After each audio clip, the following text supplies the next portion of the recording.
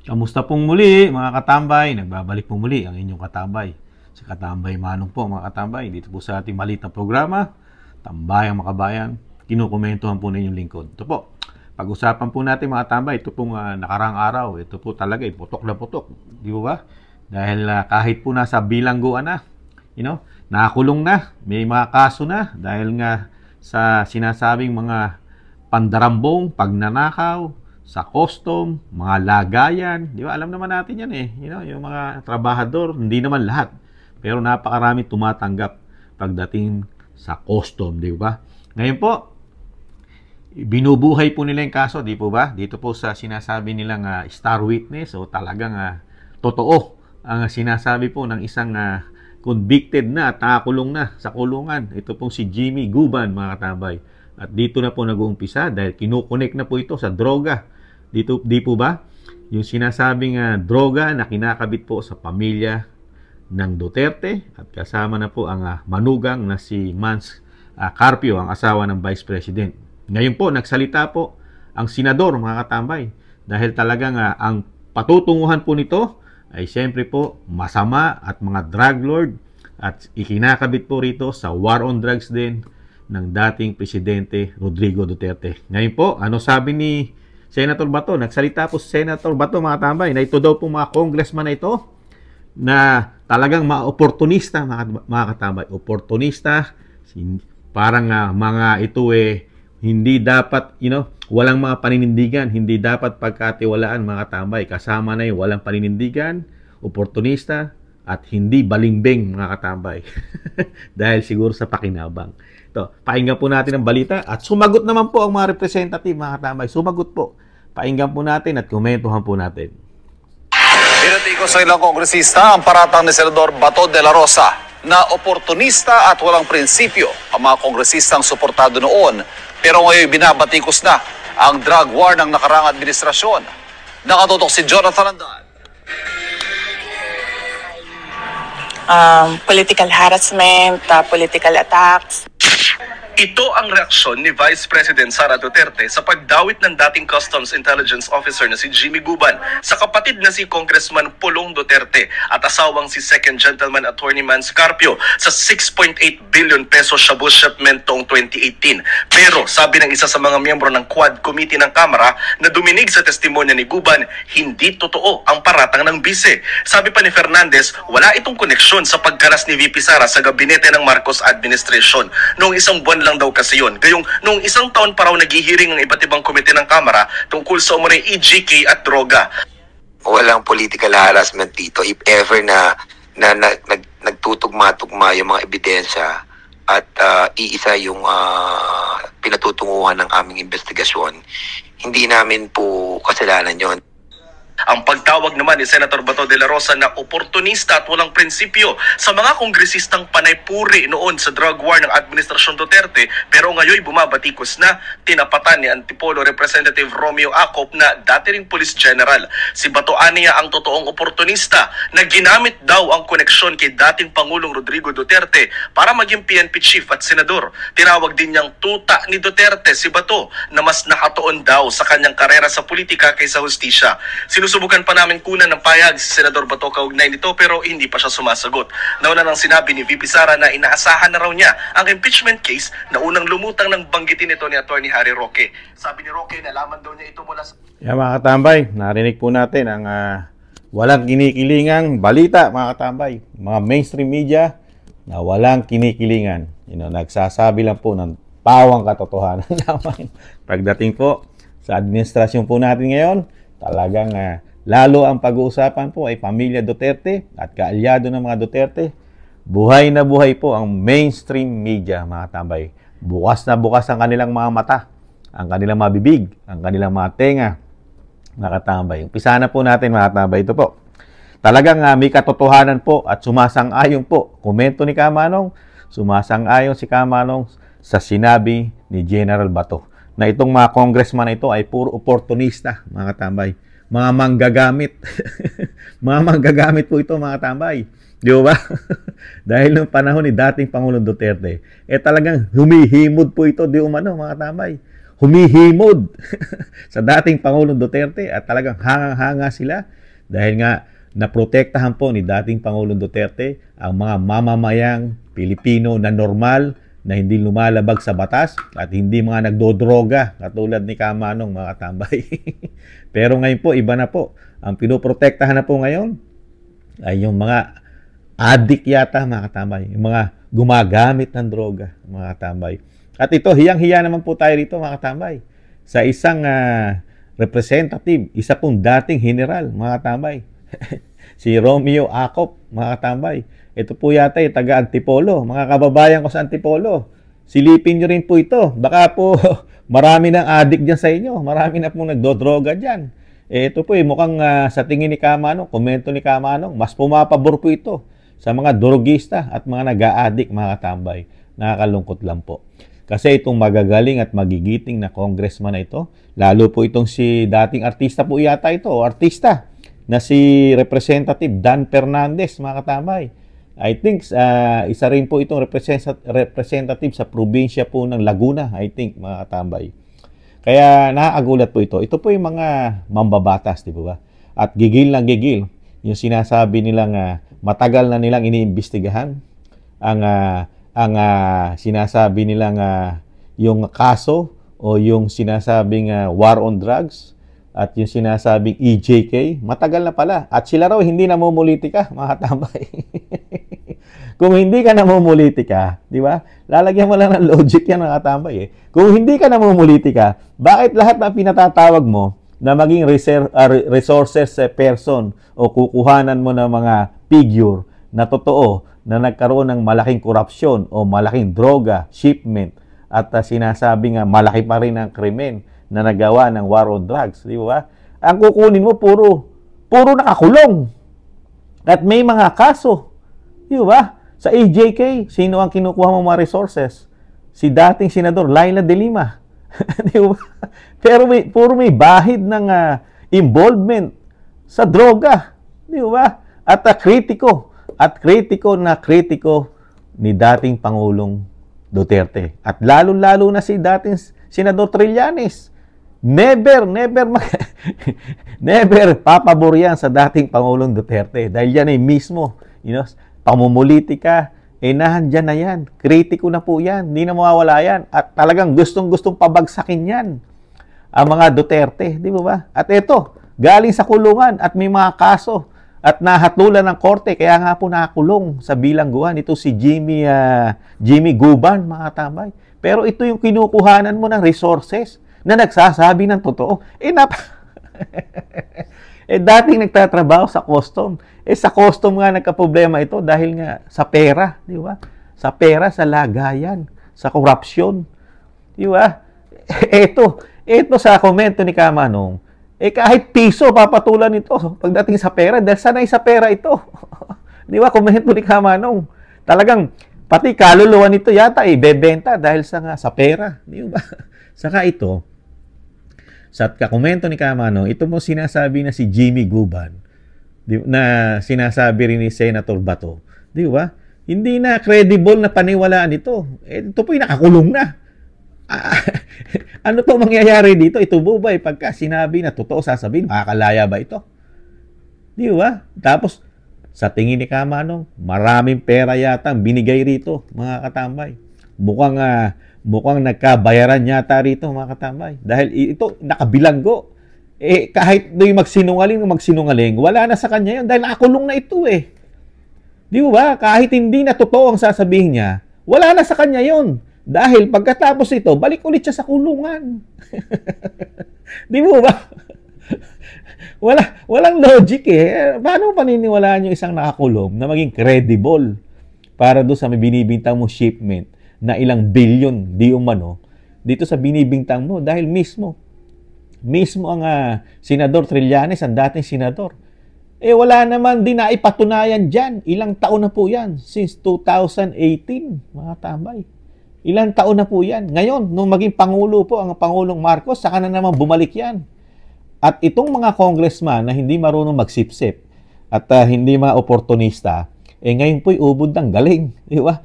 Napakagagaling. Bakit kaya? kung talagang ito po yung makabayan at talagang tinututukan nila ang mga droga, ang sinasabi, bibilib si Kamanong dito sa mga congressman na sinasabi nila sa sarili nila sila may bayag.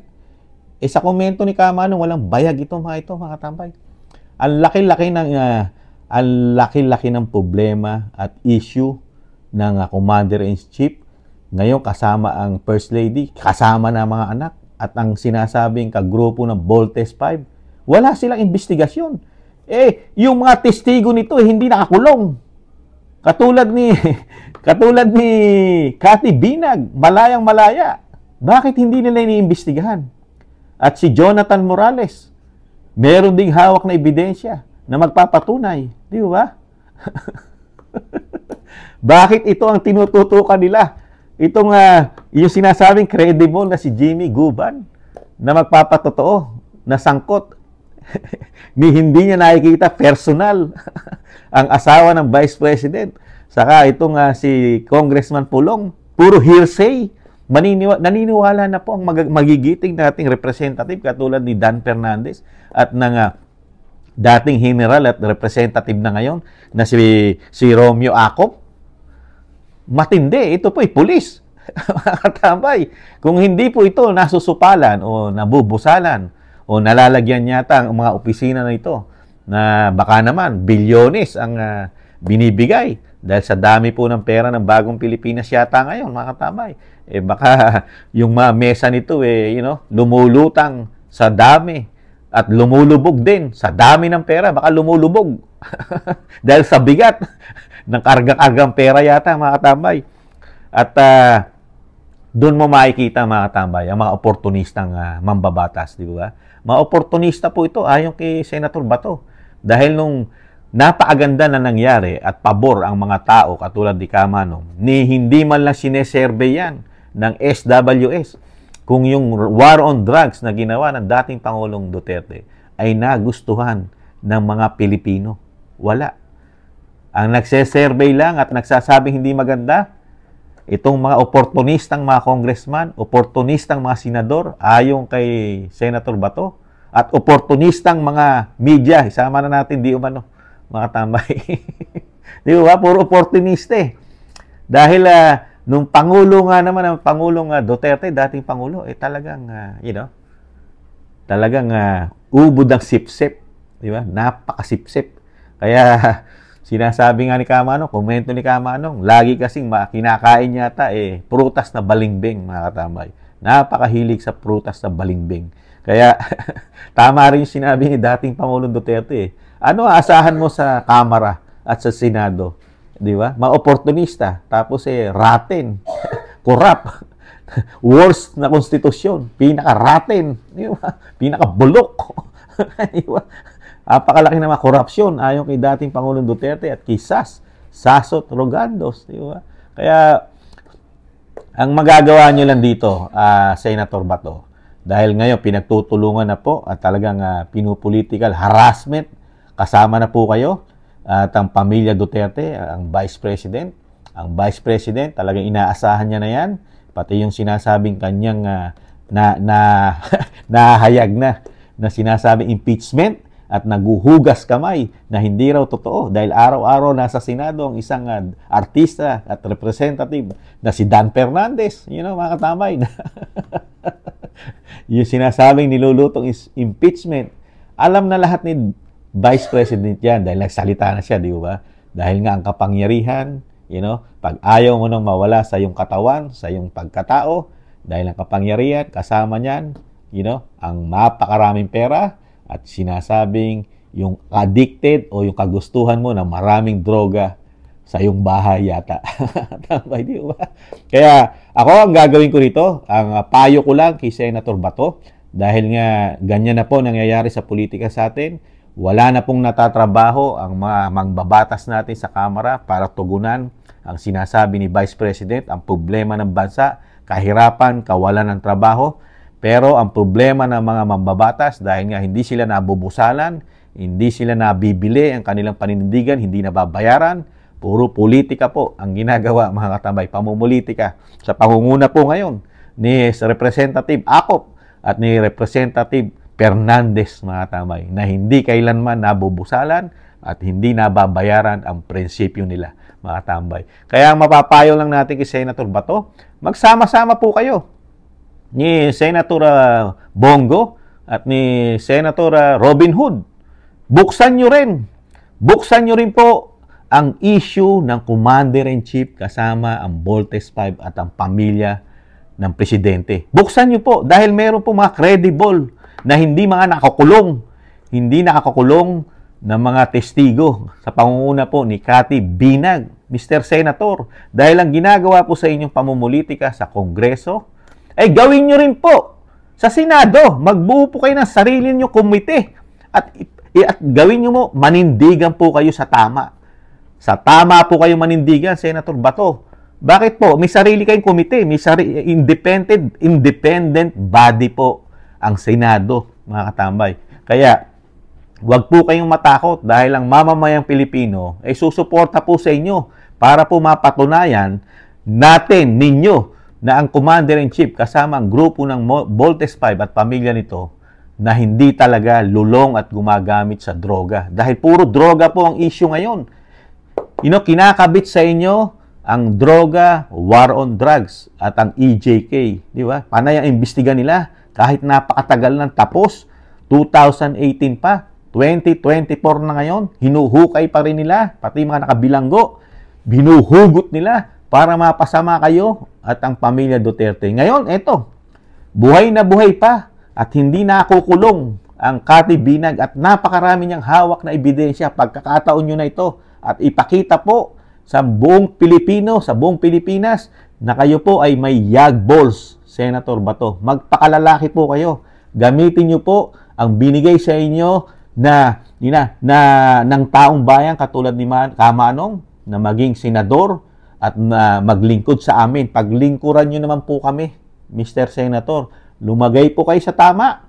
Imbestigahan nyo po ang First Family kasama ang grupo ng Voltes 5 at i-push din po ninyo ang isinusulong ni Congressman Pulong. Pagtulong-tulungan nyo po na maipasa po itong bill, ito pong drug test bill na ginagawa ni Pulong, mga katambay.